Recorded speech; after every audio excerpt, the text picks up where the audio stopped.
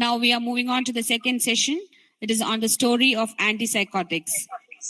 This session will be handled by Dr. Mohanachandran VV. He is a professor emeritus at the Department of Psychiatry at Yenepoya Medical College, Mangalore. He has previously worked as a head of the Department of Psychiatry at Government Medical College, Kozhikode, and Pariyaran Medical College, Kannur. He has taught and molded most of the prominent psychiatrists in Kerala today. His contribution to the academic realm of psychiatry is incomparable. He has also served GMHC for several years and contributed immensely to the growth of this institution. With great reverence, I welcome Dr. Mohanachandran VV to Augment 2021. This session will be chaired by two distinguished psychiatrists, Dr. Sivaramakrishnan, Senior Consultant in Psychiatry, Specialty Hospital, Kannur, and Dr. Subramanian, Senior Consultant in Psychiatry, Government Mental Health Center, Trichur. I welcome Dr. Sivaramakrishnan and Dr. Subramanian to Augment 2021 and request you, sirs, to please take over. Thank you, organizers of Augment 2021. പല പരിചിത മുഖങ്ങളെയും ഒന്നുകൂടി ഈ online വെബിനാറിൽ കാണാൻ സാധിച്ചതിൽ സന്തോഷം. എന്തായാലും സാറിന്റെ session start ചെയ്തിട്ട് Sivaramakrishnan sir join ചെയ്യുമെന്ന് വിചാരിക്കുന്നു. I think we are in for an academic feast. Story of antipsychotics, history of antipsychotics എന്നാണ് ഞാൻ ആദ്യം വായിച്ചത്. പിന്നീടാണ് അത് സ്റ്റോറി ഓഫ് ആന്റിസൈക്കോട്ടിക്സ് ആണെന്ന് മനസ്സിലായത്. എനിവേ, അപ്പോ നമുക്ക് നേരിട്ട് മോഹനേന്ദ്രൻ സാറിന്റെ സെഷനിലേക്ക് കടക്കാം. ഏകദേശം 45 മിനിറ്റ് പ്രസന്റേഷനും അതിനുശേഷം 10-15 മിനിറ്റ് ഡിസ്കഷനും ആയിരിക്കും എന്നാണ് ഞാൻ കരുതുന്നത്. അതിനിടയ്ക്ക് ശിവരാമകൃഷ്ണൻ സാറ് ലോഗിൻ ചെയ്യുമെന്ന് വിചാരിക്കുന്നു. Over to professor Mohanachandran. Good morning sir. Good morning, everybody. Thank you, Dr. Subramanian. At the very outset, let me thank the organizers for inviting me and to get involved in a CME organized by Calicut Mental Health Center is all the more pleasurable to me since I remember I joined Mental Health Center as a psychiatrist back in 1978. Now things have improved remarkably, and now we have even a DNB course there. So it's really heartening for a person who has been there associated with Government Mental Health Center for the last 4 decades to see how much improvement our institution has made. Thank you once again, organizers. Subramanian has already alluded. He thought that it is history of antipsychotics, but he later realized it is story. Yes. Everyone from child to an elderly senior like me, stories. The moment you say story, our ears start growing. History means, come on, what is history? History is so disinteresting. I remember when I was a child in school, how I used to hate history, except when certain individuals are being discussed. And I remember that I always used to omit questions regarding Plaza Yuddham, war, things all years. It's all very, very difficult. The story is so interesting. And it's always said that schizophrenia is the bread and butter of psychiatrists. And schizophrenics are managed by antipsychotics. And antipsychotics are crucial in our day-to-day practice. Right. Come to the earlier concept about lithium. What about lithium? Lithium story is so challenging, so heartening, so exciting. It has been in the medical use since ages. In fact, many mineral springs contain lithium, among other elements. And you would have heard about the mineral water spring in Texas. They used to call it crazy water. And it was Alfred Garrett, an internist, who discovered uric acid in blood and how it is important for gout. And lithium has been used in gout. So later on, lithium became popular in psychiatry. Back in 1871, it was William Hammond who used lithium for mania. And later on, 1894, it was Frederick Lange who for the first time used in depression in Denmark. And that continued in 1949. So for quite some time, the story of lithium was forgotten into the Scandinavian countries only. And it was in 1949, lithium became popular after the advent of the study by John Cade treating 10 depressives in Melbourne. And later on, lithium went into disrepute because lithium was substituted as a salt in cardiac patients, and which resulted in tremendous amount of eventualities, casualties, people dying, and it became to disrepute. And again, it was in 1952, it became to limelight by a study. It was Stromgren, and later who suggested his junior colleague Skov, who studied in Denmark, and the lithium came into market. And lithium has unique distinction because even today, lithium is so very important.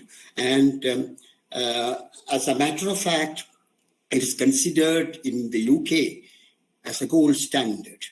But in the US, somehow it is not popular. They are more popular.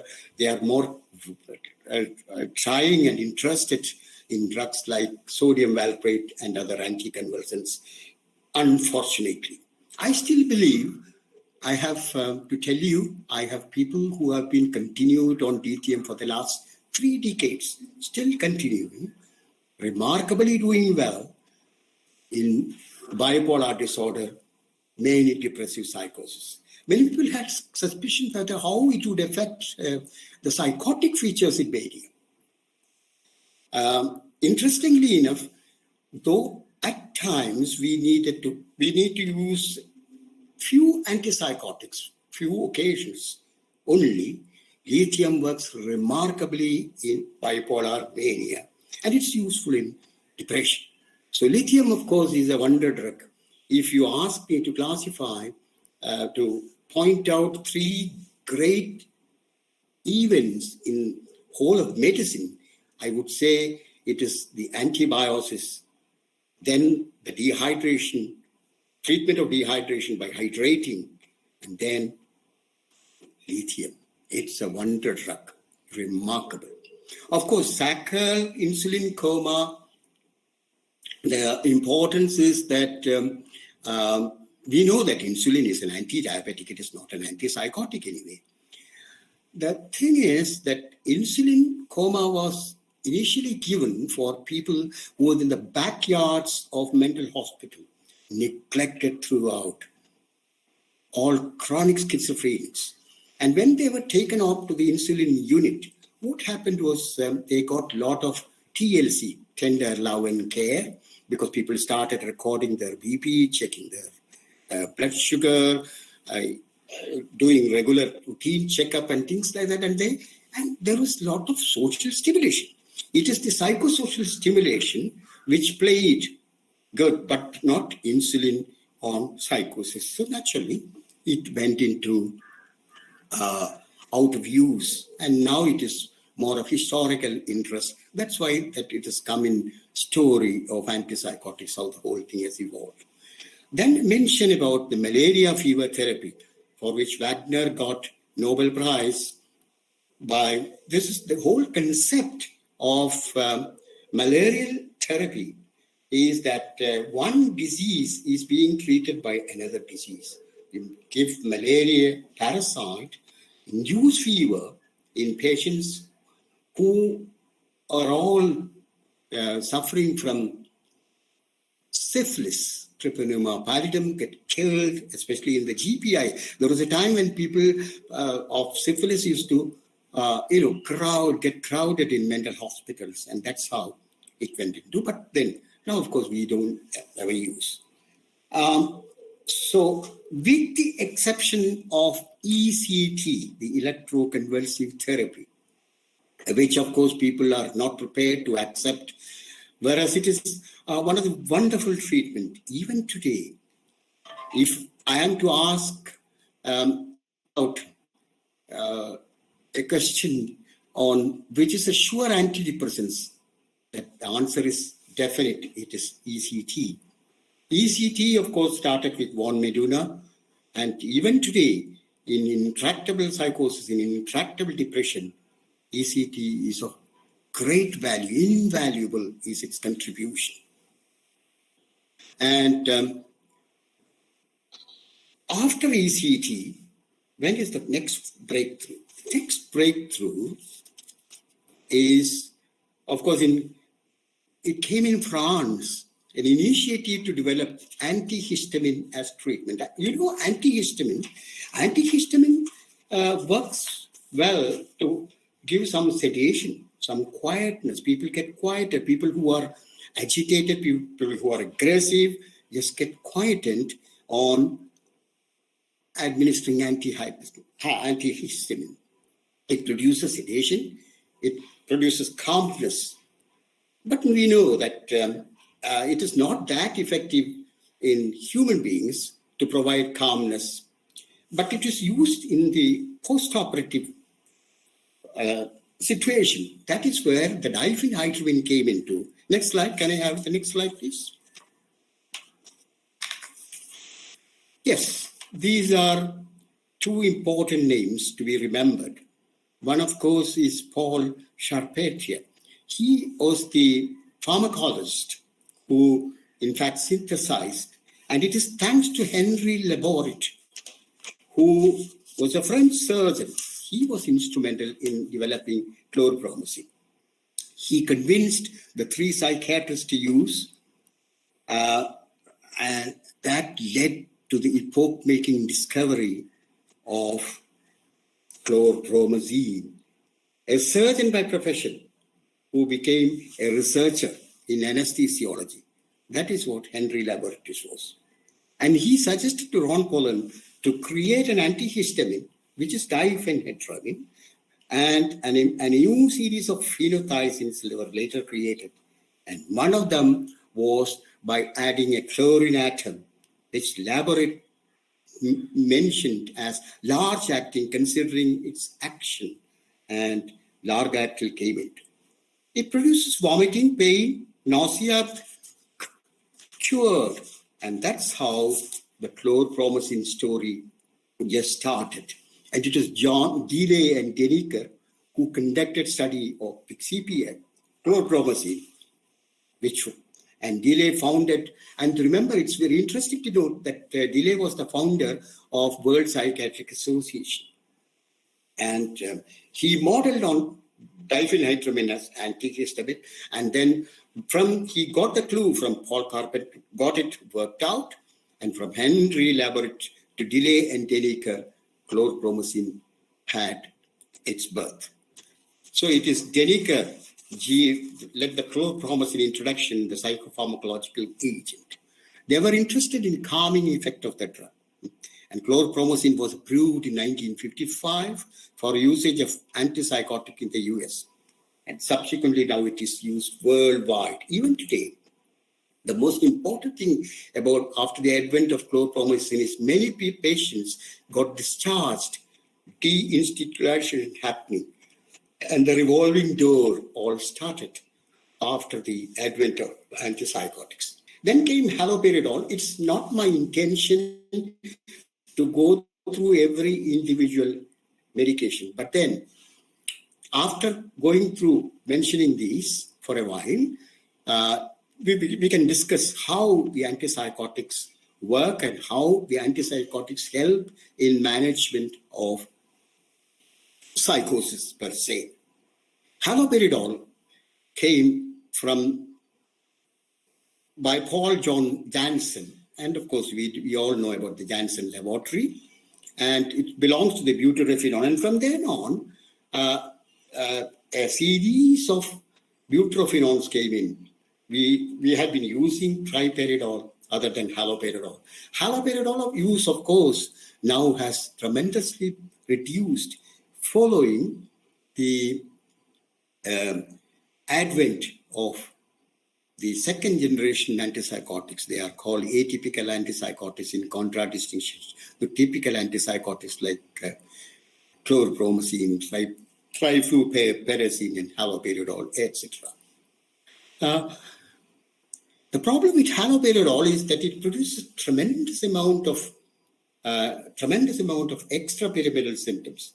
It causes dystonia, it causes extrapyramidal symptoms, and after long-term use, it results in tardive dyskinesis, which of course is horrible. The younger generation wouldn't have even seen, but when we all entered the mental hospitals, we used to see a lot of tardive dyskinetic patients, several types of dyskinetic behavior, and so on and so forth. And it was really a big trouble. And tardive dyskinesia, we know, like different types of postures, as in you do in dancing, different facial expressions, the tongue movement, the lip movement, the orofacial syndrome, the lingual syndrome, and several other things have evolved. And it used to be a real problem when we all were students. But now things have gone off the scene after the advent of the second generation. So, first generation antipsychotics all work by blocking D2 blocker. And that's how the dopamine hypothesis came through. In fact, it is something like putting the cart before the horse. We know that this antipsychotics act by D2 blockade, and that's how we started thinking in terms of an etiological conceptual framework in the case of schizophrenia. So there have been an explosion of antipsychotics from 1960 onwards. Can I have the next slide? It's called the antipsychotic boom. Yes, this in fact shows, I have already made a mention of ECT, chlorpromazine. Fluphenazine is one. Of course, we don't, in this part of the world, we don't use fluphenazine as an oral preparation, very rarely. But fluphenazine decanate has been used as an intramuscular LAP, long-acting phenothiazine. Thyroidazine was there for quite some time when we are all youngsters, but because it's known that it causes retinitis pigmentosa, it causes QTC prolongation, and thyroidazine went off the market. Then came in the 60s, as I already mentioned, haloperidol. And the remarkable change that came is with clozapine. Clozapine was indeed a wonder drug. Clozapine is very similar to largatan. Several receptors are being involved. Clozapine initially was used, but then it all went following deaths of so many people. So that's how the review. Again, clozapine has a comeback, and that was surely a remarkable event that has happened in psychiatry. If everything fails, you go to clozapine. That's how clozapine is important. But the problem with clozapine is that it produces granulocytopenia, leading to agranulocytosis. In heavy doses, it can produce seizures. And sometimes even the excessive salivation can cause problems, because sometimes it's said that he get drenched into his own saliva, but then the problem would be like it can get aspirated and lead to problems. That's how it, went into disrepute because of the agranulocytosis, several deaths. But then with greater caution, with greater follow-up, systematically, clozapine has come. Now, of course, several guidelines speak about how to use clozapine and how not to use clozapine. Definite guidelines. You have to periodically see total count and differential count, and then go on doing it. So, but if you apply great care, clozapine is still a wonder drug. So the guidelines say that you have to try one atypical antipsychotics or the second generation, then another one in adequate dosage, and subsequently, if both fails, sometimes some combinations, then you think of clozapine. But there are groups, psychiatrists in European continent, who believe that clozapine need not be reserved as a last resort because it causes definite improvement, and that too in the negative symptoms. Till date, all the first generation antipsychotics produce improvement in positive symptoms, like hallucinations, delusions, depersonalization, etc. But then, in schizophrenia, perhaps the most distressing feature are the negative symptoms, the total withdrawal, the total difficulty in finding words, elogia, and lack of interest, inertia, anergia, and things like that. So that is where the place of clozapine, and subsequent to that, several other SGAs, atypical antipsychotics, came into existence, and that continued. So the problem with first generation antipsychotics is tardive dyskinesia. So when the second generation antipsychotics came in 60, risperidone, later on olanzapine, ciprasidone, aripiprazole, and then paliperidone, and so on and so forth. Several other got added on. And that's how the whole evolution happened. But then on subsequent usage, when we started using it more and more, we realized initially it was great boom, great enthusiasm being generated. Oh, look, the specific action, not only on D2 receptors, but on action on 5H2A, 2A, how it helps in negative symptoms, in cognitive symptoms. So people are all for this second generation antipsychotics. But as use increased, we are stuck now with another, that time people were stuck with the finding that it produces cardiometabolic risk. I'm just reminded of my own personal experience quite some time, years ago, when olanzapine just came into the market. Olanzapine was used, and that person, it's a case from Wayanad, and he improved remarkably. And I had no trace of him for months together. And after quite some time, I get a telephone call from him saying, I'm so-and-so. I said, come on, what happened? There's no trace. Oh, doctor, you have given me a wonder drug. I am just continuing it. No issues, no problems. The only problem is I have increased a little more weight. I got really worried. I said, he called me to introduce another patient to me. But I said, I am more interested in you. You come tomorrow immediately, get a fasting sugar done. His fasting sugar was 300 plus. So that's how clinicians started realizing, though it has a distinct advantage that it don't produce neurological side effects. It produces cardiometabolic risks. It produces increase in weight. It causes diabetes. It produces hypercholesterolemia, so on and so forth. So that is a big, big problem. And people started thinking what to do. So applying care, people wanted to find out more. That's how the evolution of ciprasidone and aripiprazole. These are two drugs which I would speak on some issue. If you ask me, ciprasidone, of course, is not that unhelpful in cardiac patients. So there have been several prophylactic strategies. You screen the patient well before you starting the medication. You record the weight.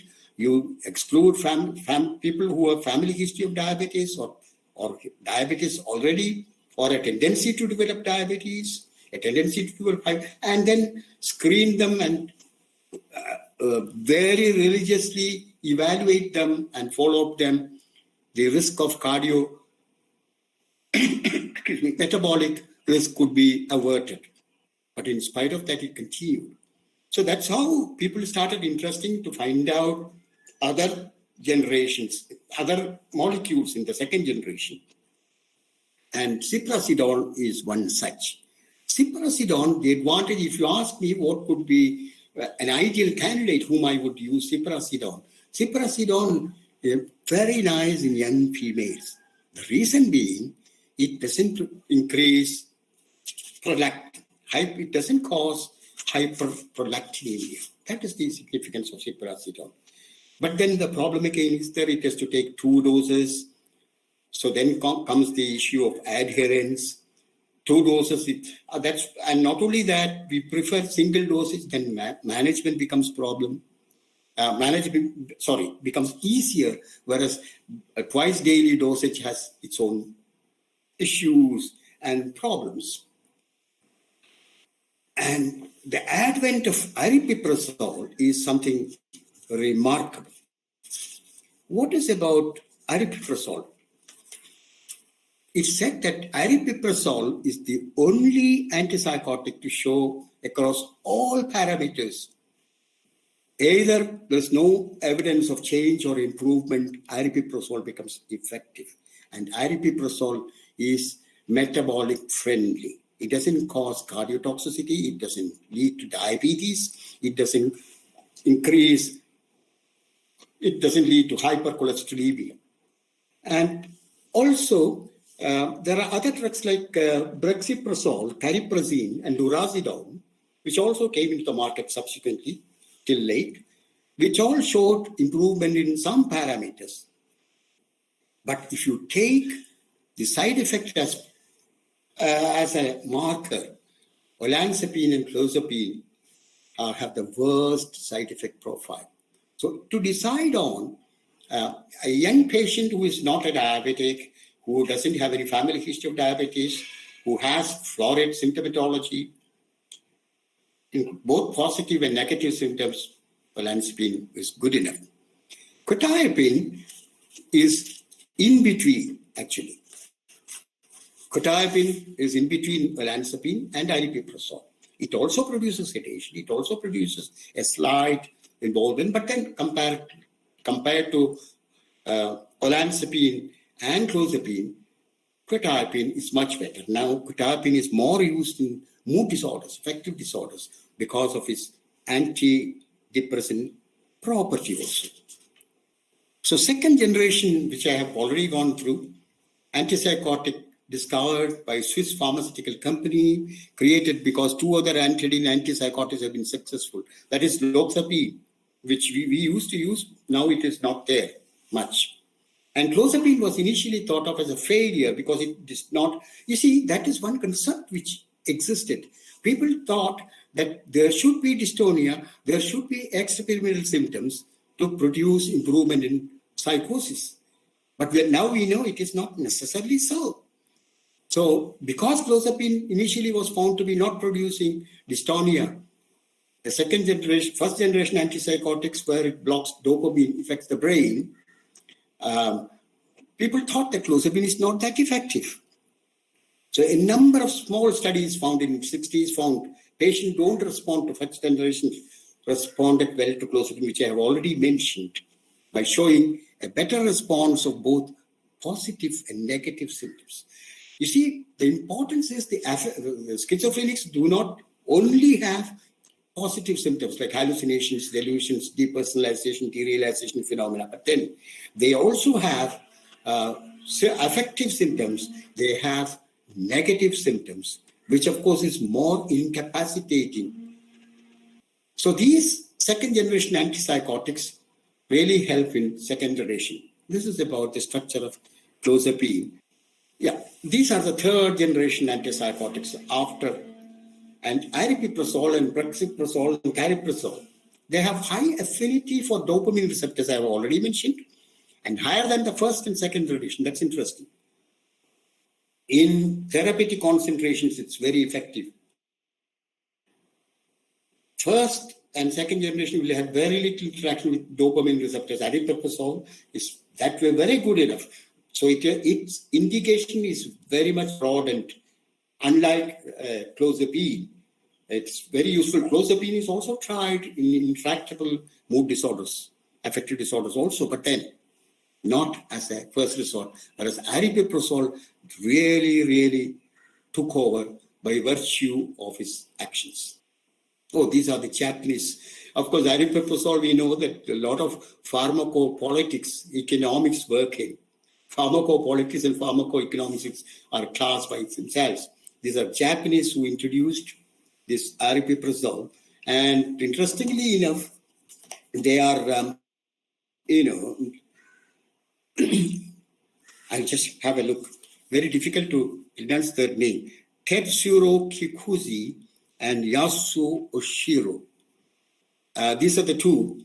And it was Carlson, who was a Nobel laureate, which identified the importance of antipsychotics, especially dopamine. So aripiprazole is found to be having very good action that way. And it is in the market, which you have already mentioned. It has a wide, aripiprazole range of indication, not only in schizophrenia.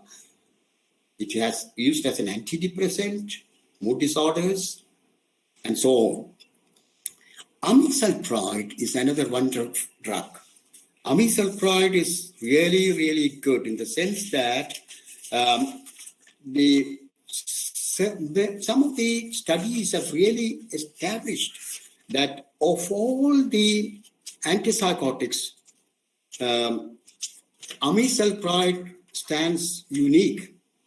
In many of the studies, it has been found it is the most efficacious antipsychotic, superior to placebo, and even in older patients and in patients with predominantly negative symptoms. It has come, some of the meta-analysis have really established by analyzing several studies that amisulpride is extremely important. But the problem with amisulpride is that it has an action on the dopamine at the pituitary, and that releases prolactin, and hyperprolactinemia is a big issue in amisulpride. So its use in young females is not that desirable. But even there, it's only dose dependent. You increase the dosage, the hyperprolactinemia also increase. So you can really manipulate, slowly decrease the dosage, and then find that the hyperprolactinemia is not that problematic. Amisulpride is one drug. If at all, if you ask me personally, the two medications which I would personally emphasize are two. One is aripiprazole and the other is amisulpride, and then clozapine. My use of other drugs have become considerably less in psychosis. So several other paliperidone, iloperidone, asenapine. Asenapine, of course, it has a problem that it has to be taken twice daily, and it is a sublingual. So the use of it gets limited because you can't rely on patients on that. But it's an interesting drug where the action is rather instantaneous. In acute psychosis, it is useful. Personally, I don't have much of an experience with SNAP. Oh, this is the whole list. I wouldn't go through, and the studies of where all it has been used. Those who are interested. And there are a lot of ongoing researches going on about atypical antipsychotics. These are all in the pipeline, and many of them have yet to come to the market. Slowly, they would evolve and they would come to the market.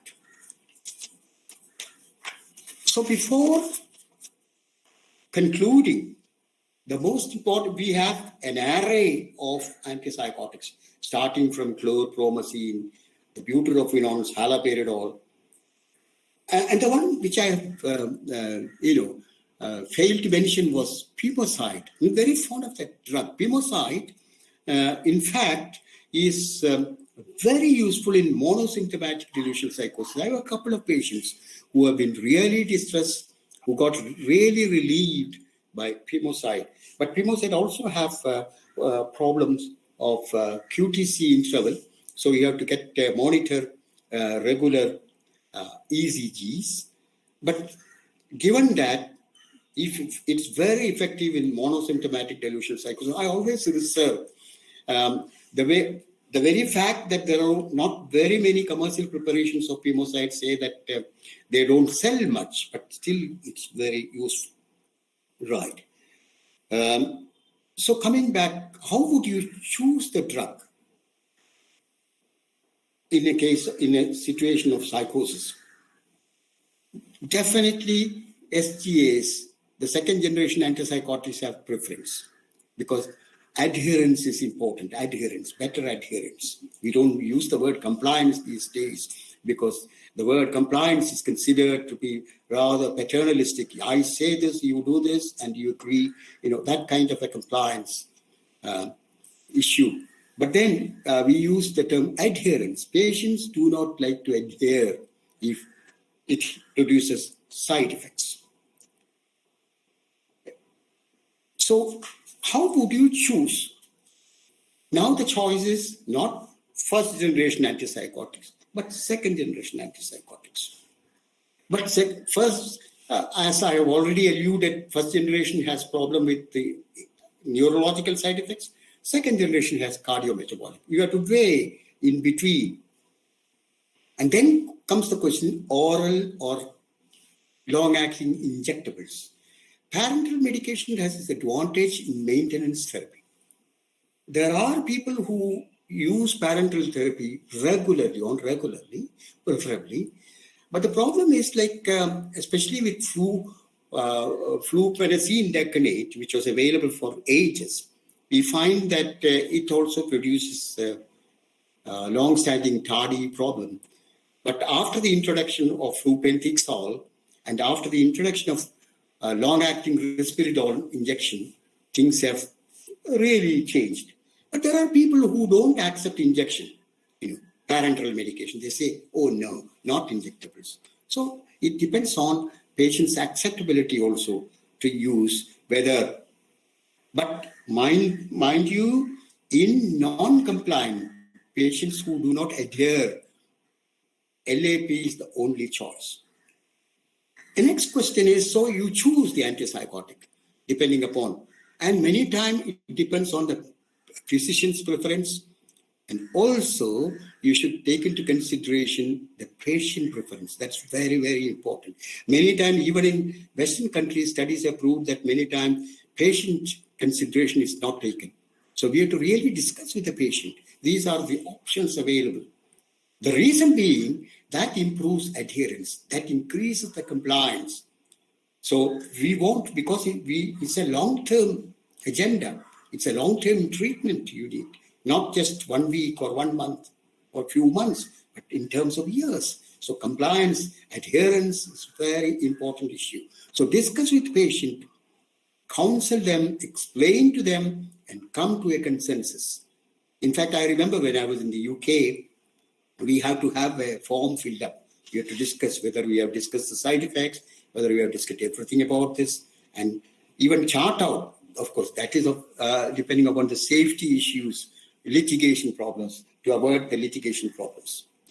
So once you choose the antipsychotic, and there are a lot of personal preferences. As I said, I have a preference of aripiprazole and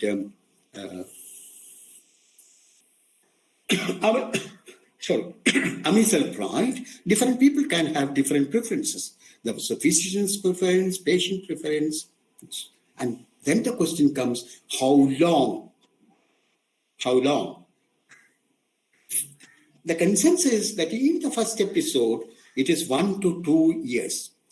Because it's a complex process, you can't just, many times we find that when patients discontinue medication, the patients relapse. So in the first episode, schizophrenia or even bipolar, the issue is that you have to continue at least 1 or 2 years. But the first episode, there are people who say that give 4 weeks, watch closely, and then think of. But in patients who have multiple episodes, the maintenance is a lower limit of 2 years, which can go up to 5 years.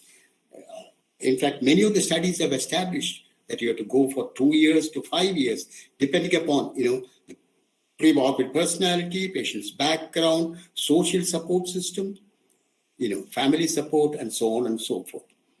Because our aim is to prevent relapse. That is of paramount importance, preventing relapse, because with each relapse, there can be an increase in impairment in educational, occupational, and social outcomes. That makes an individual young man. So in severe, that in severe episodes, you can have a much longer, sometimes even lifelong. So I want you 1 more minute. I will conclude in a minute. So shortly, you have considered, to sum up, you have considered side effects in decision, you have considered the patient preference, the medical history, and the important aim in psychosis management by an antipsychotic is optimize recovery. And you see that the medication compliance has to be reinforced. How can this be achieved? This can be achieved by 5 things: psychosocial intervention, social skills training, CBT, assertive community treatment, family psychoeducation, very important, especially in our sector, family plays an important part. And above all, support employment, because employment is extremely important to be independent, to be financially sufficient to stand on one's own. And to conclude, we have several choices. It is for us to choose. Still, we have not reached the ultimate. There are a lot of things to hope. Just as a great poet Keats have said, we look before and after and pine for what is not. We all are pine for what is not. Yeah, maybe better things are available. Thank you very much. Thank you so much. So I repeat, thank you, Dr. Chandran, a man who taught me 35 years ago ABCD of psychopharmacology, and it was a pleasure listening back to old wisdom. Anyway, so many things he mentioned. I think how much the youngsters are good. That I'm sure most of you are familiar with, as it was so uncommon, it's getting more common. Akathisia is something, actually it's plazidone and risperidone. Akathisia is such a troublesome thing. I still have olanzapine as my first choice, with monitoring cholesterol and parameters, but still the most metabolic problem. And because it is very, very useful. It does well, it just don't work. I use it more on factory. But anyway, it's a wonderful talk, sir. it's so hard to do this on a webinar, longing to be in person and interact like we always used to with this virus go away, and at least by the next state meet, hope we'll have regular positive interaction. Thank you, Dr. Mohan Chandran. The subject is open for discussion. How many minutes you have? Yes, sir. It's open for discussion, and I think we can have 10 minutes of discussion. May I request delegates to type it in the chat box or unmute themselves and then ask the question. Are there any new antipsychotics on the pipeline? And there is some news that there is a new antipsychotic which has been approved, lumateperone. What is the current status, and when are we going to get it in India? Honestly, I have no idea. I must admit, I have no idea when are we going to get it. It is there in the pipeline. It has come. It is useful. And when we get it, we do not know. Sometimes much earlier than many of the Western countries. That's all. Sorry, Dinesh. I'm not unable to give an answer. Sir, I would like to add on here, like mentioning Pimoside. I don't know how many youngsters are aware. Can you hear me? Am I audible? Yes, sir. Loud and clear. Please go ahead. Right. No, sir was mentioning Pimoside. The last week, I had 2 cases of Gilly-Dilla-Touré. One 17-year-old, one a 9-year-old. And the way Pimoside worked, he has been going through lots of fluoxetine and things from India in a very bad state, both of them. And both of them responded so well to Pimoside. It's what a drug which has, because of most of the drug, the problem is when the pharma don't promote it, they just fade away. Like even paliperidone, it's not much promoted drug. So, I mean, people stop using it. And Pimoside is one such drug. Of course, it can cause dystonia, but otherwise, such a wonderful drug is, as you said, in monosymptomatic delusion, Gilead-Touré syndrome, tic disorders. Tic disorder. Yeah. Agree. Tic disorder is very useful. Yeah. Tourette. Oh, there's a question. Is there any antipsychotic discovered in India? In fact, we know about Sarpagandhi, which is used in our ancient system of medicine. Sarpagandhi is reserpine, which was used as an antipsychotic. Prior to chlorpromazine, indeed. But then it went into disrepute because it causes suicidality and severe extrapyramidal symptoms, like akathisia and things like that. Perhaps one thing I forgot to mention, I mentioned my favorite drug as aripiprazole, but then I have seen a couple of patients who developed severe akathisia following aripiprazole. So that's how if you step up the dosage very slowly, titrate it pretty well, the possibility of akathisia becomes much less. And of course, you have our propranolol handy to control it. Yeah. Sir, paliperidone injection, once in a month injection is now available in India. Only thing it is an imported product. And now recently, paliperidone injection once in 3 months, that also is going to come to India very shortly. So probably the patients who are very poorly compliant on antipsychotic medication, fortunately, if we get one injection once in 3 months, that will be a very great thing, I think, in the management of poor compliant psychiatric patients. Yeah. I fully agree with you. Excellent. I mean, the more the time. But the only problem is, if you say you come after 3 months, they just go into oblivion. That risk is there. So you must come, you ask them periodic. I mean, this is a practical advice from my own personal experience. Ranging for the last 4 decades. If you say you come after 6 months, means they go into oblivion, they discontinue, and then they come the problem. And of course, the hospital doctor shopping can result, and nothing like the first physician. So even if it's 3 months, it's a very good thing to come up. But you have to have periodic follow-up. That's important. Sir, another thing from our clinical experience, what I can say that patients who are maintaining well on olanzapine, and the problem is, as you mentioned, that olanzapine can produce weight gain, it can produce metabolic syndrome.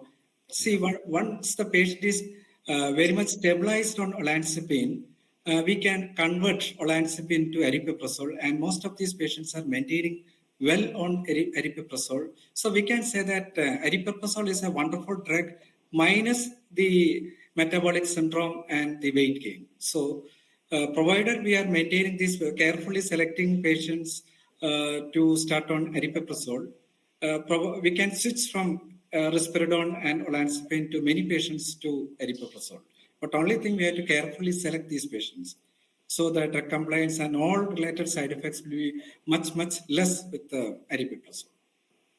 No two views. That's why I emphasized it's my drug. In fact, I must tell you, because it came from Japan, Asia. When in 2006, when I went to UK, it would be a good information for you. They were asking, "What, Dr. Mohan? Are you for aripiprazole? It's not a good drug. It's not effective." So I have to really argue with them, explain to them, and ultimately it ended up in like this. In one of our clinical meetings, they said that, Dr. Mohan, you will have to speak on aripiprazole. And one session I had to give on aripiprazole. And now it is very popular there, I realize after going back. But then, these kind of pharmacopolitics, it's a wonderful drug. Both aripiprazole and amisulpride. And somebody asked about, I found a question, amisulpride has a fatal complication, not to my knowledge. Sir, that fatal complication, actually, I think that was a news reporter from Kottayam area in one of the rehabilitation centers. 4 or 5 patients, they expired there. But it was not due to actually, the investigation is going on, but it is not actually due to aripiprazole. It may be due to some added something impurity that was there in the aripiprazole.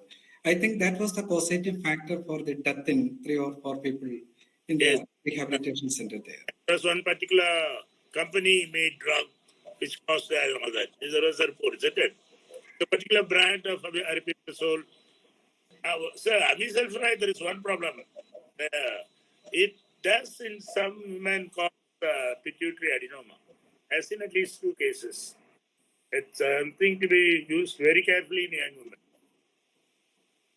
Though it's a wonderful drug, has this problem of hyperprolactinemia and up to pituitary adenoma. Exception. And exception, of course, that's a rule, as the saying goes. But hyperprolactinemia is a rule, no exception. If you give amisulpride, definite, by 3 months, the prolactin will be over 80. That is for sure. Only in... And the combination of, in my practice, personal experience, amisulpride and aripiprazole works very well. Combination. Yeah. Negative because symptoms. even people who developed, there are reports actually, people who develop hyperprolactinemia, you add aripiprazole, you could reduce your amisulpride dosage, and the possibility of the person going in developing this hyperprolactinemia also is under control by virtue of his, because many times, you say all these target receptors in vivo, it doesn't happen as much as where the clinical judgment and clinical experience would count, perhaps. Yeah, same with our COVID vaccine. What is happening in clinically, what happened in the laboratory is going to be different. Hope the vaccine will be more effective clinically. If would Dr. Subramaniam like to add anything? Nothing, sir. There's a couple of questions in the chat box. Vijay has asked, can you please comment on restless leg syndrome associated with olanzapine? I think RLS is restless leg syndrome, Vijay. And mainly the frequency and ways to alleviate the condition? That's one question that Vijay has asked. Restless leg syndrome with olanzapine. Yes, sir. With olanzapine. I mean, these kind of extrapyramidal symptoms, even the SGAs are not without any neurological side effects. But I'm sure I find Dr. Thomas Hype there. Certainly, Professor Thomas Hype would be able to enlighten us on this restless leg syndrome. We find that with chlorpromazine, trifluoperazine, haloperidol, all this develop. Treatment, of course, in my practice, I use propranolol. Are there anything better? If Professor I could... I'm not very sure about the restless leg syndrome with these drugs, but maybe difficult to differentiate it from akathisia. I don't know whether you might have difficulty in differentiating it from akathisia. And then the general rule is first rule out anemia, uremia, etc. Correct if there are correctable factors. A patient can have iron deficiency, any coexistent iron deficiency anemia, which can be a factor for restless leg syndrome. Patient may have uremia. We have to rule out those things and then give a trial. Of what we usually give is dopamine agonists. This is what we usually give, but in psychotic patients with psychosis, I am not very sure how to really manage that. Thank you. Before one last word, it's a pleasure to see Dr. Madhavadas there.